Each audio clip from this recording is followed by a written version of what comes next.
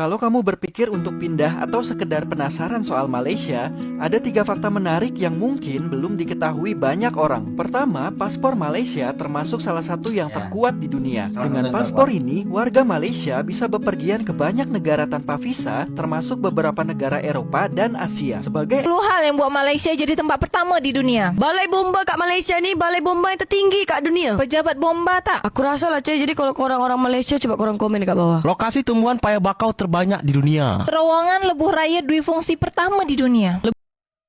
Hai, Assalamualaikum warahmatullahi wabarakatuh. Berjumpa lagi dengan saya, Merbat TV. Oke, apa kabar hari ini? Mudah-mudahan kabar daripada teman-teman semuanya. Semoga kabarnya sehat selalu, berkah umurnya, dan selalu dipermudah segala urusannya. Ya Allah, amin, amin, ya rabbal alamin. Oke teman-teman, seperti biasa, jom di video kali ini kita reaction lagi teman-teman ya. Pertanyaan sih, kenapa internet di Indonesia jauh lebih mahal daripada Indonesia, dan kenapa internet di Malaysia jauh lebih cepat, kencang kualitasnya daripada Indonesia? Apa yang salah dengan Indonesia? Bagaimana Indonesia bisa mengalahkan Malaysia? Jom. Penasaran nih dengan videonya? Jom kita simak bersama. Let's go. Sebagai suatu negara, kita adalah negara paling besar di Asia Tenggara.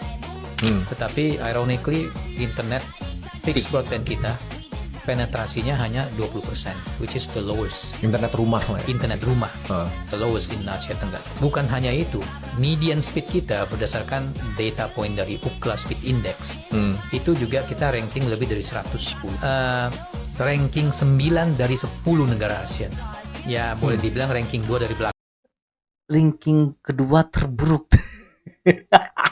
Hampir ranking 1 terburuk loh kualitas internetnya Indonesia di Asia Tenggara. Dan bukan hanya itu, harga per Mbps-nya pun paling mahal se-Asia Tenggara. Harga paling mahal. Paling buruk, paling mahal. Gila. Median download speed ranking 9 dari 10 negara ASEAN. Penetrasi kita paling rendah, 20%. Gila kan, aneh teman-teman ya. Paling buruk, paling mahal. Andai kata paling tidak paling buruk, tapi paling mahal boleh-boleh saja teman-teman. Ini buruk, paling mahal lagi. Waduh, gila.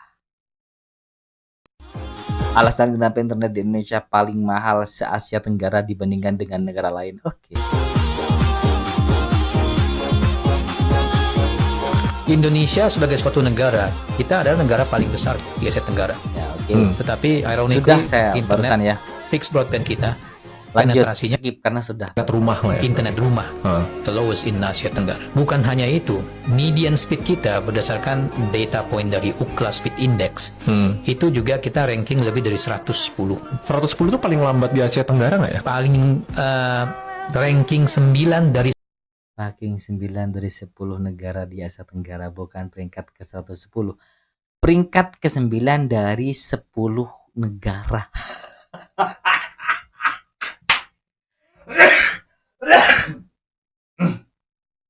Andai kata bilang peringkat 1-2 dari 10 negara kan mendingan. 10 negara ASEAN. Ya, boleh dibilang ranking 2 dari belakang lah. Oke. Batu anda ya, Dan Tatan. bukan hanya itu, harga per Mbps-nya pun paling mahal se-Asia Tenggara. Kalau harga paling mahal, Harga paling mahal. Paling mahal dan paling buruk. Median download speed Artinya sama dengan bahan bakar minyak. Paling buruk dan paling mahal dibandingkan dengan Malaysia jauh teman-teman ya. Kan ibaratnya seperti itu. ranking 9 dari 10 negara. Udah kemarin tadi ya. Ini kenapa ini? Ingat ya, negara kita tuh adalah negara miskin, tapi lihatlah bagaimana pemerintah kita tuh memeras rakyatnya. Lihat ini nih, harga internet Indonesia termahal di ASEAN, tapi kecepatannya paling lelet nomor 2. Lihat ini nih, harga per Mbps Indonesia tuh nomor 1, 6.789 per Mbps. Sedangkan Filipina itu peringkat 2 cuma 2.300-an doang. Malaysia apalagi cuma 1.400. Vietnam itu 662 Mbps nih harganya. Terus Singapura, negara kaya, murah. Kita negara miskin. Lihat nih, Singapura cuma Rp496 per Mbps. Thailand apalagi lebih murah nih, paling murah Rp331 per Mbps. Lihat ya, bagaimana kebijakan pemerintah kayak gini menyengsarakan rakyatnya. Lalu juga ini pajak mobil kita juga paling tinggi di dunia. Lihat nih, pajak mobil Indonesia dicap paling tinggi sedunia. Semuanya paling apa-apa paling buruk dan paling mahal ya Indonesia teman-teman ya. Gokil nggak? Negara miskin. Kabel listrik di Malaysia ini melengkung dan dililit menjadi satu. Kalau di Indonesia kan terpisah. Jadi banyak. Nah, ternyata ini ada ilmunya loh. Nah, kabel di Malaysia ini namanya EPC kabel. Jadi dia 4 kabel dililit menjadi satu. Bahannya aluminium. Itulah kenapa dibuat kendur. Sedangkan di Indonesia kabel listriknya ada bajanya tengahnya, namanya ACSR. Sehingga bisa terpisah dan bisa tegang kabel listriknya. Nah, yang menarik untuk kelemahan ini masing-masing. Kalau kabel Malaysia kan 4 kabel dililit jadi satu dan bahannya aluminium. Kalau terjadi konsleting, ini 4-4-nya ini bisa terbakar dan putus dan bisa rusak semua. Sedangkan di Indonesia kabelnya biarpun terbuka, tapi dalamnya ada inti baja. Tapi anehnya di Indonesia sering mati lampu bang, sering mati loh. Meskipun sudah dianggap sebagai caranya, metodenya bagus, tapi sering mati lampu. Sehingga kalau terjadi konsleting itu larinya di trafo atau gardu listrik. Untuk kabelnya ini masih aman karena ada bajanya yang sangat kuat. Hingga kalau kabel listrik di Indonesia rusak itu bisa diperbaiki per bagian. Nah, ini dua sistem yang berbeda. Malaysia pilih kabel aluminium yang dililit jadi satu bandel. Keunggulannya lebih rapi, lebih mudah pemasangan dan lebih aman disentuh. Sedangkan Indonesia menggunakan kabel ACSR terbuka, kualitas kabelnya lebih kuat karena dia ada inti bajanya, lebih murah perbaikan dan lebih kuat. Ini dua prioritas yang berbeda. Malaysia pilih estetika dan kemudahan dan keamanan. Indonesia milih kemudahan perbaikan dan ketangguhan bahan. Ucapan Anwar jadi pilihan editor Nikkei Asia. Suara Malaysia kini semakin didengari dunia. Dulu, Malaysia sering menjadi pemerhati dalam perbincangan besar mengenai masa depan Asia. Hari ini, pandangan Perdana Menteri Malaysia pula menjadi antara fokus utama pilihan editor Nikkei Asia, salah satu penerbitan ekonomi paling berpengaruh di rantau ini. Dalam Forum Future of Asia 2026 di Tokyo, Datuk Seri Anwar Ibrahim memberi amaran bahawa perdagangan, rantaian bekalan dan dasar ekonomi kini semakin dipengaruhi persaingan kuasa besar, sehingga berisiko memecah belahkan Asia kepada blok-blok yang saling bersaing. Yang menarik, Nikkei Asia bukan sekadar melaporkan ucapan itu. Malah, ketua pengarangnya sendiri memilih pandangan Anwar sebagai antara mesej paling penting untuk memahami masa depan Asia yang semakin tidak menentu. Ini bukan soal mengangkat individu semata-mata, tetapi pengiktirafan bahwa Malaysia kini mempunyai suara yang semakin dihormati dalam wacana geopolitik dan ekonomi serantau. Ketika negara lain sibuk memilih pihak dalam persaingan kuasa besar, Malaysia tampil membawa mesej yang lebih sederhana, memperkukuh kerjasama, memastikan rantaian bekalan kekal terbuka, dan mengelakkan Asia terjerumus ke dalam perpecahan yang merugikan semua pihak. Hakikatnya, inilah antara perubahan besar yang sedang berlaku. Malaysia bukan lagi sekadar mengikut arus. Sebaliknya, Malaysia semakin dilihat sebagai negara yang mempunyai pandangan, pendirian dan kepimpinan yang mampu menyumbang kepada perbahasan mengenai masa depan rantau ini. Bukan setiap Anwar Ibrahim ni kita tengok macam tak pernah rehat, tak pernah cuti, ada je program. Ini baru pemimpin yang pro terhadap rakyat, teman-teman. Pro memikirkan bagaimana kondisi dan nasib rakyatnya, memikirkan bagaimana nasib perut rakyatnya. Masya Allah, luar biasa, teman-teman. Dan harapan kami sebagai rakyat Indonesia, mudah-mudahan Indonesia mendapatkan pemimpin seperti apa yang dipimpin oleh Malaysia, PMX Anwar Ibrahim, teman-teman. Beliau tak kira malam atau hujung minggu. Minggu ini sahaja jadual Anwar Ibrahim boleh dikatakan hampir tiada ruang kosong. Luar biasa sibuk. Baru pulang daripada lawatan ke Rusia dan Turkmenistan yang membuka peluang baharu dalam sektor tenaga dan perdagangan, beliau terus menerima kunjungan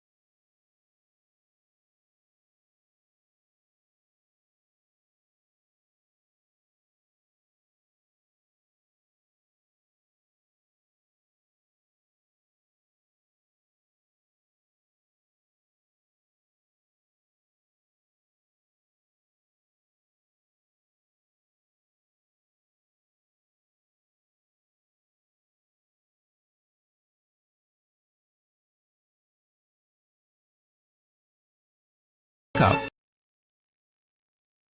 Supaya Ini. Power gila rakyat Indonesia puji Malaysia pemain utama dunia dalam bidang AI tahun ini.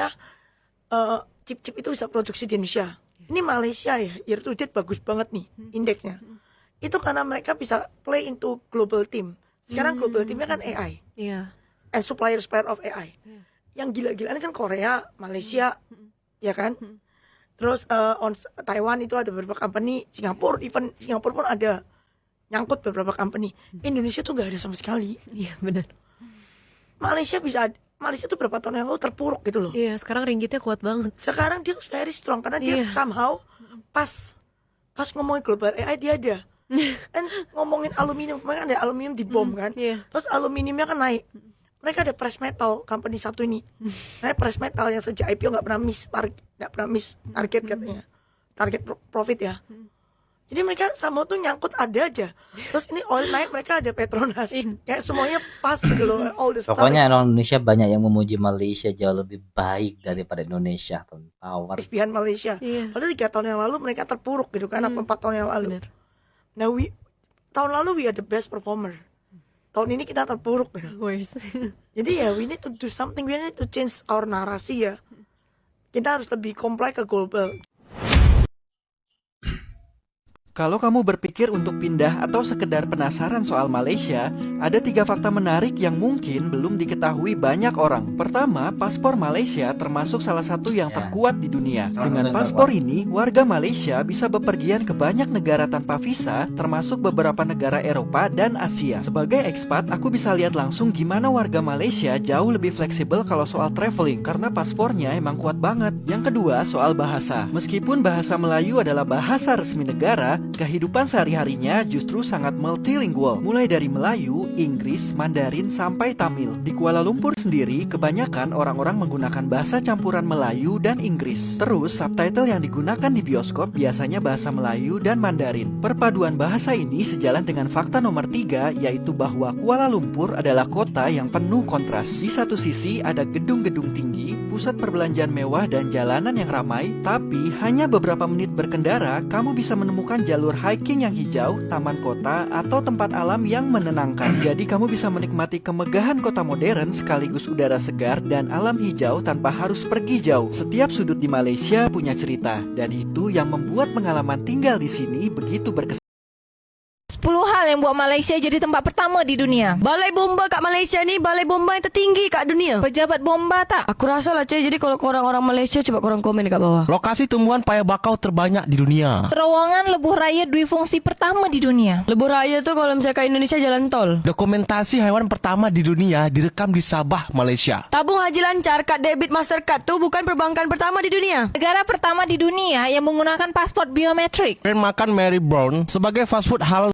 Pokoknya artinya apa teman-teman ya, Malaysia itu jauh lebih baik daripada Indonesia. Saya ulangi lagi teman-teman. Tidak hanya paspor, KTP-nya saja Malaysia itu canggih. Terbesar di dunia. Sabah Malaysia tu menjadi tempat perlindungan orang hutan pertama di dunia. KLIA jadi bandara pertama di dunia yang mempunyai hutan. Bukit Bendera di Pulau Pinang itu tercatat sebagai terowongan paling curam di dunia. Pulau Batam. Pulau Batam Indonesia. Padahal Singapura Malaysia.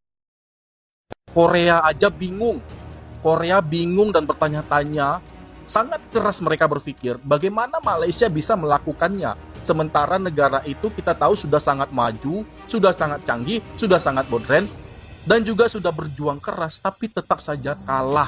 Bagaimana Malaysia melakukan itu? Mereka sangat berpikir keras, orang Korea ini guys. Kok bisa Malaysia begini? Negara-negara di Asia Timur ini pada bertumbangan, pada berjatuhan.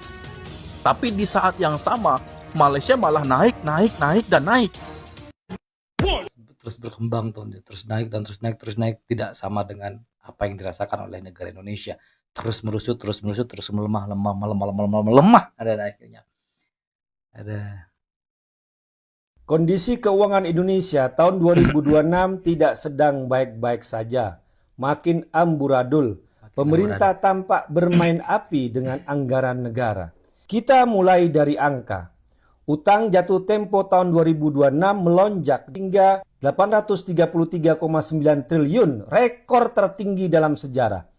Bunga utang 599,5 triliun, hampir 600 triliun duit rakyat hanya buat bayar bunga utang saja.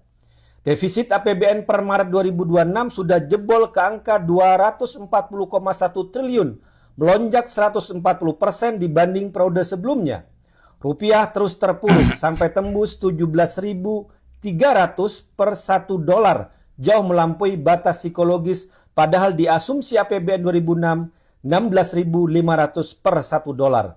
Harga minyak dunia juga melambung. APBN 2026 mematok asumsi 70 dolar per barel, tapi harga minyak dunia justru terbang hingga 112-140 dolar per barel. Yang harus diingat, setiap kenaikan 1 dolar berarti beban tambahan triliunan rupiah pada subsidi yang kian tak terkendali. Kita lihat cadangan kas yang terus menipis, tapi jor-joran belanja yang makin tak logis. Cadangan kas kita tinggal 120 triliun di Bank Indonesia dan 300 triliun terkunci dalam deposito di Bank Himbara. Namun di tengah kondisi kanker fiskal ini, prioritas belanja justru melukai kewarasan nalar publik. MBG bukannya fokus pada nutrisi dan gizi, anggaran justru mengalir untuk pengadaan motor trail senilai triliunan.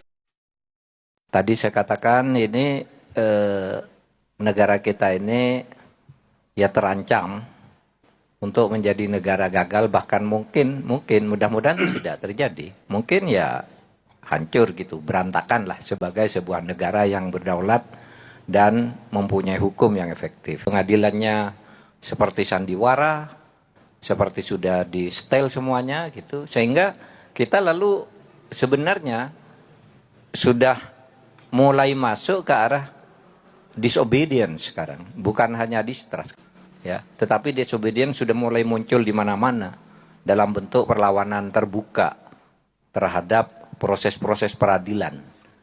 Nah, ini yang berbahaya kalau orang terus membangkang terhadap putusan pengadilan. Lalu apa yang bisa mengendalikan kehidupan kita sebagai bangsa kalau hukum sudah tidak bisa lagi mengatur atau menjamin ketertiban kita di dalam hidup bernegara. Tapi sekarang terjadi kemunduran kembali ke cara-cara yang dulu, terutama cara berhukum menurut saya sudah kembali seperti dulu lagi.